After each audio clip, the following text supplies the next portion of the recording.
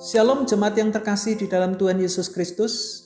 Penuntun Saat Teduh Sinode Gereja Kristen Jakarta hari ini, Rabu 23 Maret 2022.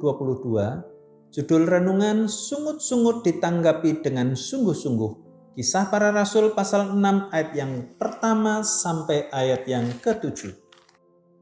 Pada masa itu ketika jumlah murid makin bertambah, timbullah sungut-sungut di antara orang-orang Yahudi yang berbahasa Yunani terhadap orang-orang Ibrani karena pembagian kepada janda-janda mereka diabaikan dalam pelayanan sehari-hari.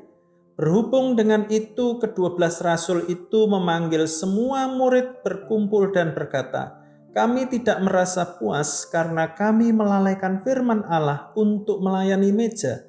Karena itu, saudara-saudara, pilihlah 7 orang dari antaramu yang terkenal baik dan yang penuh roh dan hikmat, supaya kami mengangkat mereka untuk tugas itu, dan supaya kami sendiri dapat memusatkan pikiran dalam doa dan pelayanan firman." Usul itu diterima baik oleh seluruh jemaat, lalu mereka memilih Stefanus, seorang yang penuh iman dan Roh Kudus, dan Filipus, Prokorus, Nikanor, Timon, Parmenas, dan Nikolaus, seorang penganut agama Yahudi dari Antiokhia.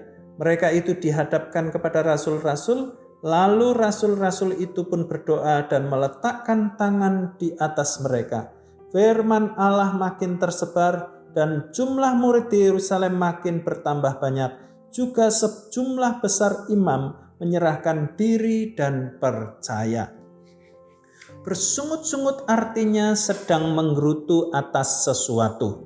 Tidak ada orang yang senang mendengar orang bersungut-sungut karena dianggap bukan perilaku yang baik. Masalahnya sungut-sungut selalu ada.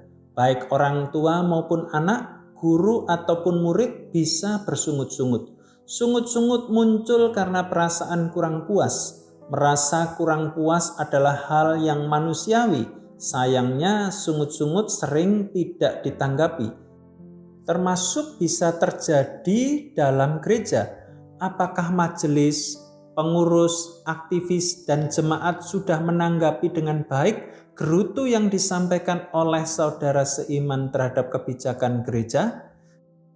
Gereja pertama di Yerusalem menanggapi sungut-sungut anggota jemaatnya secara serius. Waktu itu ada 2 kelompok jemaat yang berbeda, yaitu yang berbahasa Aram dan berbahasa Yunani. Kelompok yang berbahasa Yunani ini jumlahnya lebih kecil dan tingkat ekonominya lebih rendah. Banyak di antara mereka sudah lanjut usia dan menjadi janda. Namun bantuan gereja kepada para janda agak telantar. Di Kisah Rasul 6 ayat yang pertama tertulis, timbullah sungut-sungut di antara orang Yahudi yang berbahasa Yunani terhadap orang-orang Ibrani karena pembagian kepada janda-janda mereka diabaikan dalam pelayanan sehari-hari.